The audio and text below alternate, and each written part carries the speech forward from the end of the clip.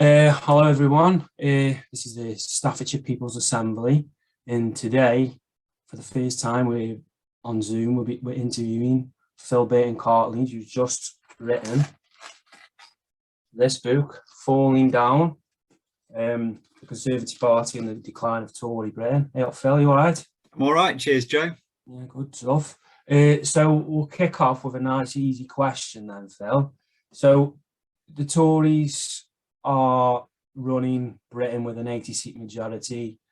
They're up in most polls. They run a lot of councils in the country, county councils, local authorities, decent amount of MSPs and in the Welsh Parliament. So what can we look forward to then in the decline of the Tory party and Tory Britain? What inspired the book when we seem to be riding so high? What inspired the book? Well, yeah, and why this kind of counterintuitive claim?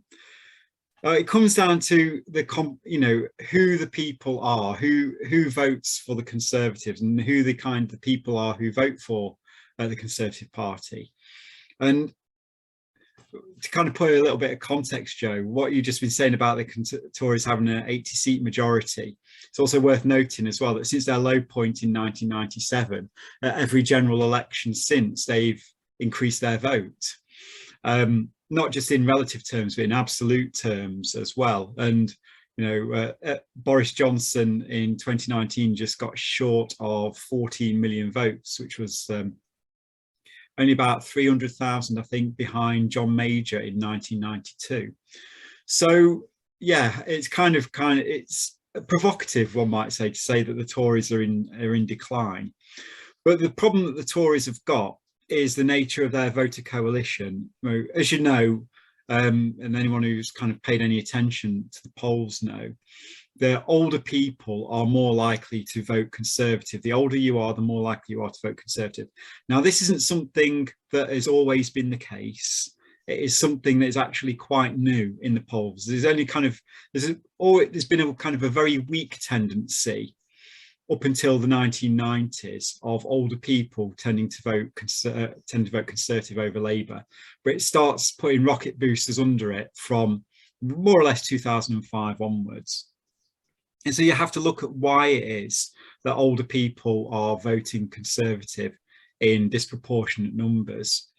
One of those reasons is because of the older people are more likely to acquire property or have acquired property through their life. So when I look at my parents, for example, they were married in the mid-1970s.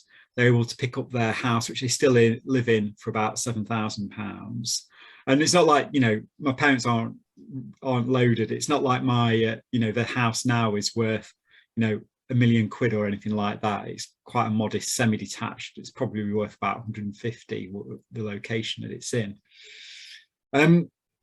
But you see that because they've owned property and people have an interest in the appreciation and value of that property, then there is a tendency for older people to kind of vote for those kinds of interests, i.e. to vote for the party that will ensure that their assets appreciate in value.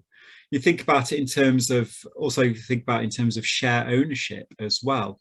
Now, during the 1980s, when Thatcher came to power and was in office, one of her core objectives was the creation of a popular capitalism, of privatizing publicly owned utilities on the cheap, making sure that the institutional investors, i.e. the banks, the pension funds, and basically her mates in the city, were able to take the lion's share of ownership of these organizations.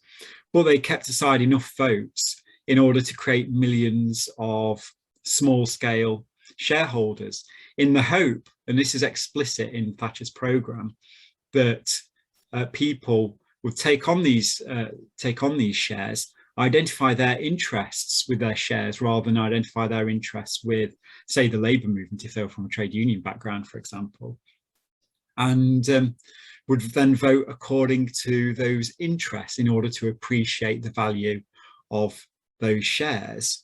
Now, whisk forward 30 odd years, those people who availed themselves of cheap housing during the 1970s and 1980s and took part in these experiments in popular capitalism, those people are now, mostly retired, and mostly sitting on, they've mostly got houses that are appreciating in value and own shares. And what the Conservatives have done quite cleverly from David Cameron onwards is they have understood that this is their voter base, that these older people who happen to own property are their voter base. And so they have skewed their policies, firstly to protect them. So you'll remember, as members of the People's Assembly, you know that when the People's Assembly formed, it was in campaigning against Tory cuts between 2010 and 2016, sorry, when David Cameron was in government. But David Cameron ensured that pensioners were protected from the direct experience of those cuts. So pensions were protected. Not only were they protected, they were guaranteed to rise by the triple lock, the 2.5% in line with wages or in line with the cost of living. Whichever is the most, they would increase the pensions by.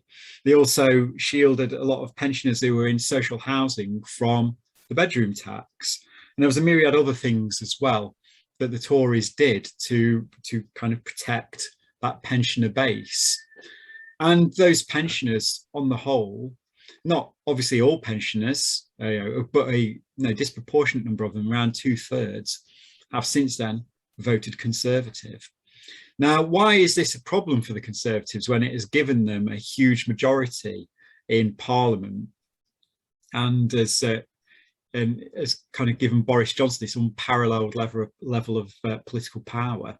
Well, it's a problem because what keeps that vote together, i.e. property prices and protection of property, can only be done by directly kind of treading on the aspirations and interests of working age population and younger workers more generally. So, for example, if you are a retired person and your idea is that you've worked all your life, you've saved hard, you've paid off your mortgage, and you've got your house, which is a nice asset, and it's your desire to be able to pass that down to your to your kids, then you have an interest in making sure that that asset is worth as much as possible, so your kids will get as big an inheritance as possible, which means voting Conservative, because if you vote Conservative, you're not going to get, number one, a big house building program that would undercut the value of your house. Number two, you're not going to get a big social housing building program for the same reason. In other words, because there's limited supply and rising demand, that is helping drive up and has continually driven up house prices more or less continuously for the last 20 odd years. And so that's obviously an advantage for the Conservatives because older people turn out to vote more often, but it means that younger workers are priced out of the housing market. They can't get their foot on the housing ladder. They also are on the receiving end of a number of other quite punitive policies that the Tories have put through, which is kind of designed to appease or appeal to the baser instincts of older voters. Stuff like, ensuring that younger people don't have access to the benefits system, or that younger people are targeted by the police, or that younger people are on the receiving end of war on woke stuff, or younger people are getting hammered as we kind of emerge from the lockdown or the lockdowns. So this idea panders to this idea that young people have never had it so good, that they're all pampered because they've all got mobile phones and they've all got flat screen tellies and all the rest of it. And so what the Tories are doing effectively is that by kind of flattering the interests of these older homeowners, they are simultaneously denying the interests of younger workers and holding them down. And so that means that younger workers are disproportionately less likely to vote Tory. And this is the problem for the Tories, that, you know, because people have memories, that those younger workers, and, you know, people our age and maybe a little bit older as well, who are still working age, that, you know, when they become retired, that kind of that Tory advantage amongst the old is going to disappear, because as the present old people pass away, then their vote is not being replaced like for like. Of course, there'll always be older people who vote Conservative, but it's highly unlikely that, you know, people our age, or who are kind of at the sharp end of a lot of these policies, and that you know, we're never going to, it's very unlikely that we'll vote Conservative anywhere the same kinds of numbers that our parents' generation will. And so that ultimately is why the Conservative Party is in decline. It's not that the party in and of itself is in decline. It's this, that over the next couple of decades, it becomes increasingly more difficult for them to win an election. So, you know, they might well win in 2023, 24, whenever the next election is. But after then, I think that they're going to start finding things a little more hairy. Because there's always that phrase that, like, the older you get, the more likely you are to change your ways. And I think there's a phrase, is there not, something like, if you're under 30 and you're not left wing, you've got no heart, and if you're over 30 and you're still left wing, you've got no brain, or something like that. But so what you're saying is that that's the voting trends, that's simply not true, or it isn't true in modern day Britain for the Conservative Party. Well, I mean, there's this idea that we just generally get conservative as we get older, but that's not the case. It's the kind of relationships that you enter into as you go through, you know, what the sociologists call the life course. So, for example, think about, you know, if you're a 20-year-old now, chances are you're not going to own any property. But, you know, as you go through your life, the chances are that you will somehow be able to acquire property or acquire assets. We all accumulate things during the course of our life. And so once you accumulate property, then that affects your consciousness, that affects your view of politics, that affects your perception of your interests. But also there's another thing as well, the experience of retirement itself, and it's something I talk about in the book too.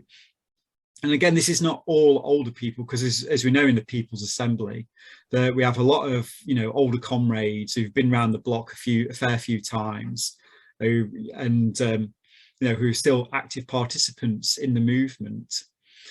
And they're spending their retirement by devoting it to activism. And indeed, during the last few years campaigning for Labour, I encountered many of those comrades who now retired can kind of live life of a full-time activist. But that kind of exemplifies the point of what retirement is, because what retirement does is that, even though for many people retirement is an experience that is one of limited income, but also comes with it a whole range of freedoms as well that working age people don't have. So, you know, tomorrow morning, you know, most of us will have to get up in the morning and go to work. But retired people have already done that. You know, they can get up in the morning and they can spend their day as they see fit. So my mum, you know, she'll be jumping on the bus tomorrow morning, going to Derby like she does nearly every day, and she'll just spend the afternoon pottering around. My dad, you know, he'll probably go for a walk in the early hours of the morning, and then he might go up in his shed and saw a plank of wood or something like that. You know, that's what my dad does. But they can do that, you know, and 20 years ago, obviously, they were both in work and couldn't do those things.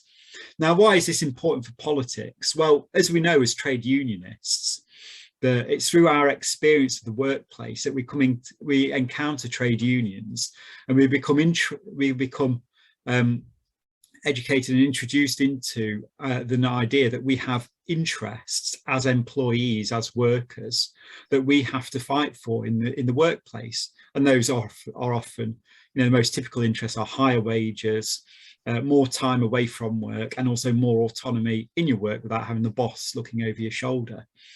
Now, But also what comes with work as well is that we enter into a social universe. You know, we get to know lots of people during the course of our work. And that kind of opens us up to a kind of a whole new social world that we probably wouldn't have had if we hadn't entered that particular workplace or entered into work at all. Now, the thing is, when you retire, you effectively, for most people, not all obviously, but most people's experience of retirement is a withdrawal from that situation. So they no longer have those same kind of boss employee authority relationships hanging over them. They don't necessarily have those same levels of responsibilities that are hanging over them. And likewise, they're not necessarily going to encounter as many people in everyday life from all walks of life that you do when you're in the workplace. And this affects your consciousness. And one of the things that affects you most when you are retired is the fact that you are, not only do you have freedom, a certain degree of freedom that is, but also your limited income can be a source of anxiety, because as we know, pensions in this country aren't great, whether they're occupational pensions or state pension. So once you retire, you're more or less on a fixed income, and whatever else you kind of, you know, have managed to squirrel away, you know, a bit of interest from savings maybe, or from you know, some share options that you were able to acquire when you were working. But the problem is that if you are hit by some sort of crisis or some sort of life-changing event, let's say, I don't know, your roof caves in or something like that, you've got, and you need cash, then you are kind of in a bit of a bind. You know, you can't really, you know, go, most pensioners are unable to go back to work and be able to make good the gaps in their finances, and so they're stuck on this. They're stuck with these fixed incomes, and this is a big source of anxiety for a lot of older people. And this anxiety is very similar to the kinds of anxieties that small business people the world over tend to feel. So if you run a small business, you know, particularly if you're a sole trader, that, you know, your living depends on your ability to work and your ability to find work. So if you go on holiday, like my barber often moans about having to go on holiday because he knows he can't earn any money when he's on holiday. But, you know, so there's this constant worry that at any moment that, you know, work might dry up, the customers might go somewhere else to one of the big chains, or that, you know, the bottom might just completely drop out of your market. And so that kind of gives them a kind of a sense of real anxiety about their social situation. And unsurprisingly, when you look at the kind of politics of small business people more generally, is that, again, not all, but as a group, as a collective, they tend to vote not just for right-wing parties, but they tend to favour a kind of an authoritarian politics, because authoritarian politics, stuff like Nigel Farage, for example, is that with someone like Farage, his appeal is that you know where you stand with him. And likewise, you know where you stand with Boris Johnson and the Conservatives. And they offer this kind of idea of, here is Britain. You know, our idea of Britain is a kind of a place that drips with past glories.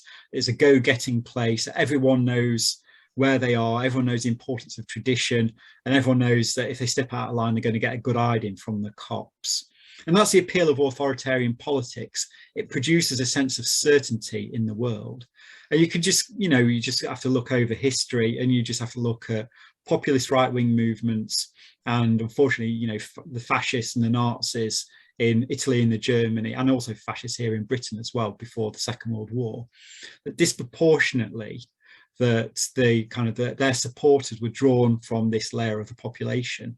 The problem is with retired people, to come back to that, is because of that anxiety, the economic anxiety that underpins the social location of being retired is very similar to the anxiety that underpins the kind of social location that small business people inhabit.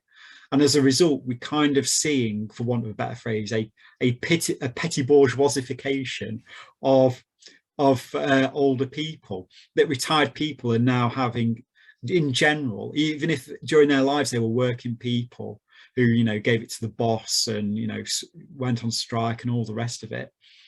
But they too, because of the nature of their circumstances they find themselves in, start finding these politics that appeal to a sense of certainty, beguiling, because it helps address that sense of anxiety, which they don't necessarily articulate, but they nevertheless feel, that's deep down inside of them. And that ultimately is why, you know, older people have a greater tendency to vote for right-wing authoritarian parties in this country, and particularly since the middle of the noughties. In the book, you kind of talk about the lack of actual, how am I going to phrase this now? Basically, when you read about if you go in a bookshop, the Tory party is just kind of like fluffy autobiographies or biographies of ministers and stuff like that. The actual in-depth analysis of the Tory party, there's few and far between. So do you think that's kind of been a problem with the left to try and take on the Tories, and the fact that, like, we don't really know them, we just kind of see them as the bad guys? They're the bad guys, we're the good guys. People who vote for them, you know, where they're a bit stupid, or the rich and they're not within our, they don't live in the same town or whatever as us. You know, do you think that's kind of like a big problem, that we you know, to know your enemy is key, and we need to understand the Tory party a lot better? Yeah, absolutely. And this is a part of the problem with some of the left, not all of the left. I mean, I really kind of bristle when I see stuff where, you know, people who vote Tory, you know, see it on Twitter, you know, with some kind of performative leftists going on about, you know, how, you know, anyone who's working class who votes Tory aren't working class. Well, I'm sorry, but, you know, if you work for a wage and you've got no other means of survival, it doesn't matter who you vote for, you're bloody working class. And, you know, I do feel strongly about this because this is where I come from. You know, I don't come from a Labour movement background. I come from Tory voting working class. I think that for a lot of people, they don't like to think about this, and some elements of the left don't like to think about this because it's too complex. Unfortunately, I think there are too many on the left who are kind of into goodies and baddies politics. Yeah, and they think, you know, their analysis of Labour is, you know, Labour right, bad, Labour left, good, Jeremy Corbyn, good, Keir Starmer, bad. Well, that, you know, that might be the case. But of course, there are always shades of grey. And you're right, Joe, you know, this kind of lack of curiosity in the Tories exists primarily because we think we know them. And there's, you know, that's all you need to know. You know that the Tories are against us, and that's it. You don't need to know anything else. They're just opposed to us, and we just got to get on with the job of beating them. But that is profoundly mistaken, because, you know, if you believe, you know, if you're any kind of socialist, or even if you know, you're someone who just wants, you know, society to be a little bit better, a little bit fairer, you've got to understand why the Tories are standing in the way of all of those measures. You've got to understand, and also the big thing as well, as I argue in the book, is that the Tories are the party of the minority interest. You know, to use the old language, you know, they're a ruling class party that is interested in fundamentally not in running capitalism for all, or British capitalism for all. They're interested in perpetuating the class structure of this society. That is the objective of the Conservative Party. That's what they're there for. And I think that a lot of people forget this, because with the Tories being kind of the minority interest, you know, it's incredibly important to understand how they, as the party of the minority interest, have actually time and time again won mass consent amongst the population, never the majority of the population, it has to be said, but enough votes at election time to ensure that they return majority governments time after time. And I think that is something that is worth studying. Now, as I kind of say in the book, Joe, as you know, we'll talk a little bit about Stuart Hall, who was a guy who was around in the 1970s, 1980s, a famous cultural studies guy who wrote a lot of the analyses of Thatcher and Thatcherism. And indeed, he kind of outlined what Thatcherism was in the late 1970s and extrapolated from there what would likely happen if she came into office. And his predictions turned out to be absolutely on the money. But more or less since then, since the fall of Thatcher, no, the left, with a few exceptions, have shown scant interest in what the Tories are doing, what they're saying, how they're structured, and how they're able to win elections from time after time. And I think it behoves us to kind of understand that, to understand where the Tories are coming from, how they are able to articulate mass support.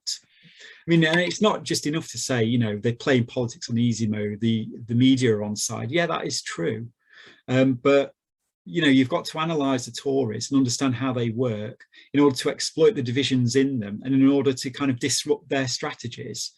I mean, we do have an example in recent times of disrupting Tory strategy, and that was at the 2017 general election, where Theresa May went to the polls, trying to make that into the Brexit election.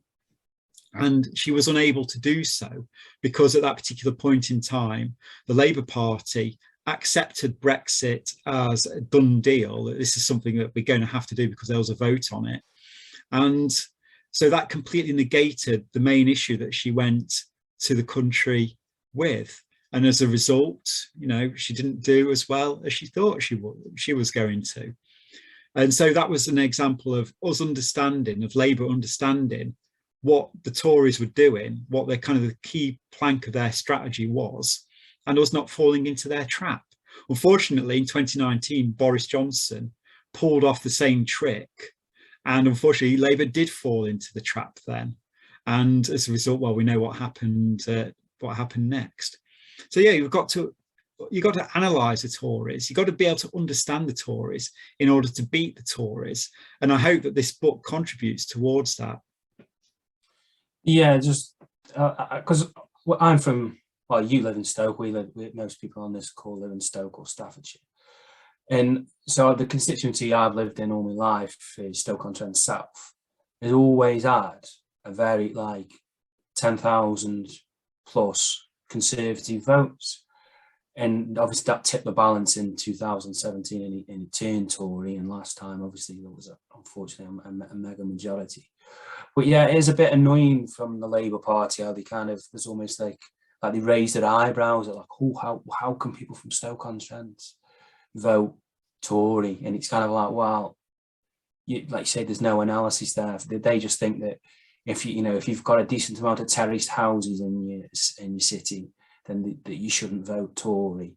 And like you say, it doesn't make sense. Like they're not looking at it from the right point of view. They're taking people for granted.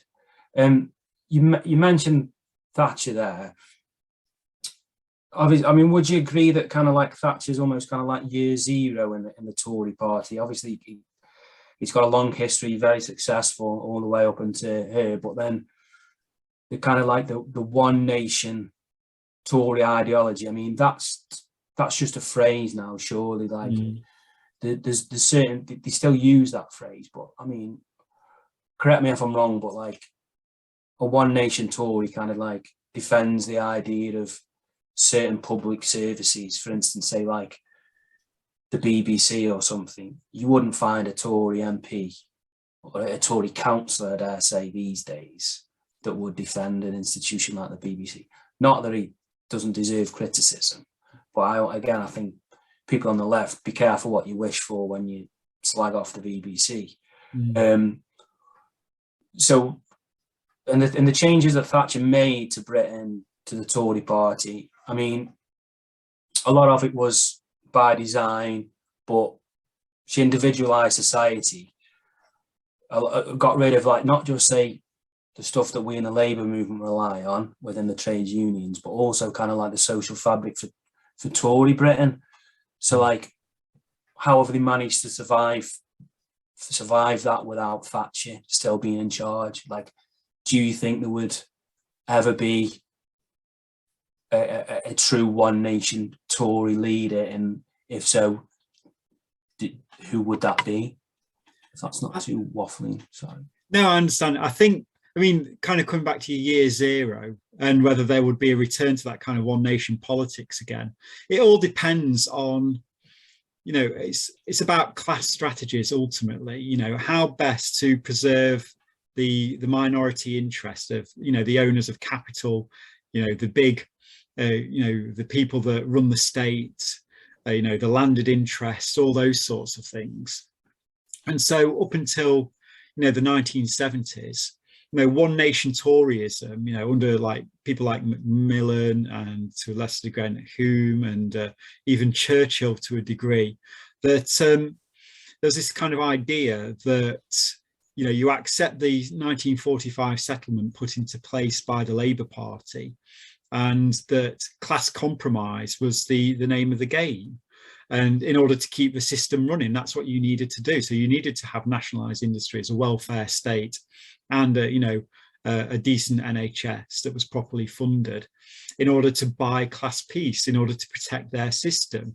But during the 1970s, that came into crisis, and we don't need to go into the reasons why behind that. And there was a variety of responses on the Tory benches to this. One response was, again, you know, go after the workers a bit, but not push them too far because of the class peace perspective. You know, you need to tame the trade unions, but we also need the trade unions in order to discipline the workforce. And that was pretty much Ted Heath's approach to things.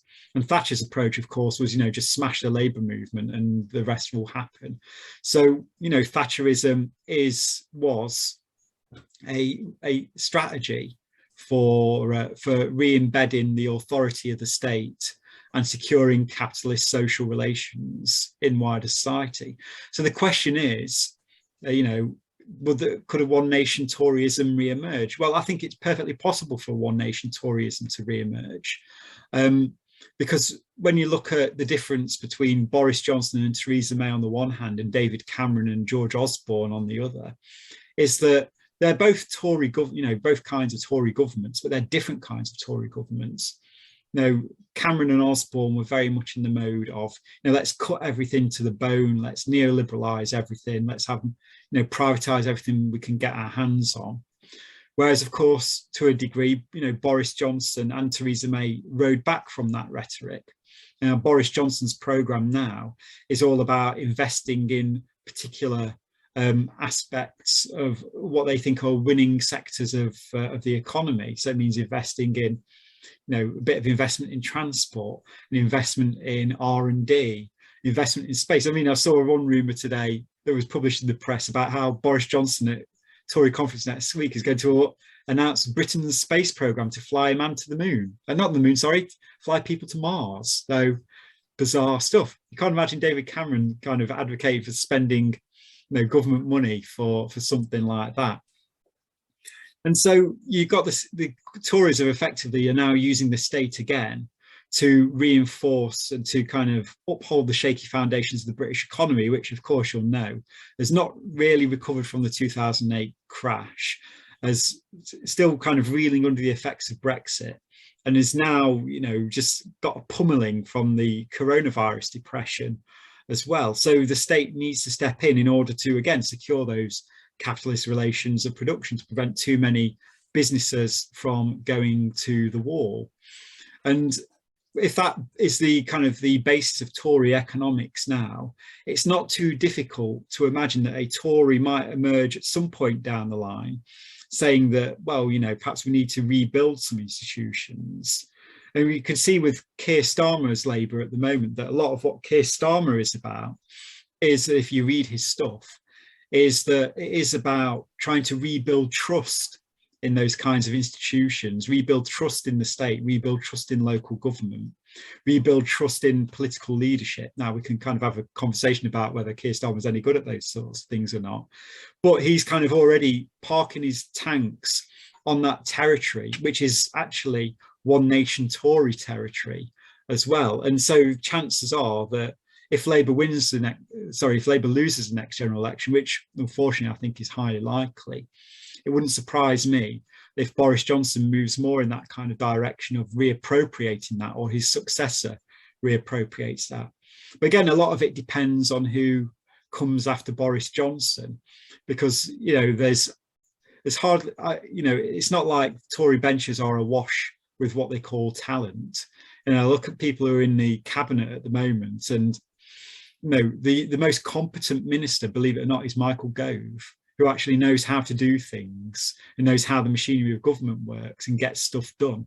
The rest are just a bunch of ideologues who are barely fit to tweet, let alone hold office in one of the largest economies in the world. So yeah, I don't know who would kind of fill the Tory boots, but I do think that a one nation turn will be possible in the future if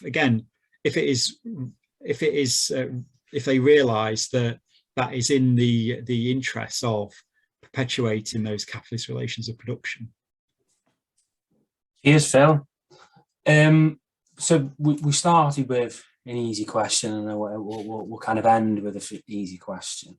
So again, plugging Phil's book, Verso, out now. 40% off still, isn't it, Phil? It is until the end of the month, yes. Until the end of the month.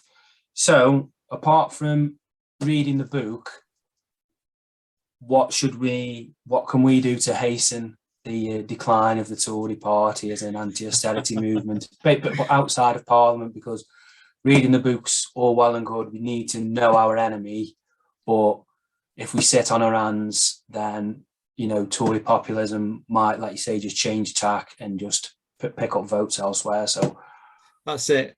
Yeah, I mean, the thing is to firstly pivot. I mean, I don't write a kind of a what is to be done section in the book for precisely this reason, because it's quite hard. What I would urge people to do is, in the first instance, join their trade union, and not just join their trade union, but get active in their trade union as well. It used to be easy to say join the Labour Party and get active in your local constituency party, though I know that's not particularly something that a lot of people listening to this might find a particularly beguiling proposition. So what I'd suggest is if you're one of those people that can't do that or won't do that for whatever reason, then get stuck into organisations like the People's Assembly, support Black Lives Matter mobilisations, getting stuck in with organisations like Acorn, help build educate working class educational institutions like the World Transformed and socialist educational schools that Joe's been involved with. It's about, we've got to kind of build, not so much build a movement, we've got to build a resilient infrastructure, because the only way that we'll be able to defeat the Tories eventually and make sure they stay properly defeated. I don't want a situation where, say, in 2023, 24, Labour win a general election and then they make such a hash of it that in 2030, 29, 2030, or whenever the next election is after that the Tories come back into power. I want to see, my thesis come true. I want to see them decline. I want to see them kind of fall into a party that once dominated British politics will never be in a position to dominate British politics ever again. And so that requires building a movement, building the collective knowledge and the collective power of our movement, and also the collective solidarity of our movement as well. We've got to rethink, we've got to think about political culture. We've got to move away from a bit more of an individuated political culture. So perhaps a little bit less time on social media, less time in Twitter spats with other leftists and other trade unionists, and a bit more time doing the kind of the unglamorous stuff of organising and trying to get new people into labour movement politics. That ultimately is where we go, because the truth of the matter is that the labour movement has a lot of problems, but the labour movement is ultimately the organised expression of working people, and it is ultimately the hope of the world, and that's what we've got. And so we've got to work with what we've got in order to make that better future. Brilliant. Cheers, Phil. Thanks for doing this, and thanks for watching, everybody. And if you're watching this before Sunday, the 3rd of October, as if by magic, we'll put a link with this video to our coach, which is running from Stafford and Stoke. Tickets are only £5. And if you're watching after that, I hope you went, and please like the video and like the page and look out for more stuff that we're doing. Thanks again, Phil, and I will see you soon.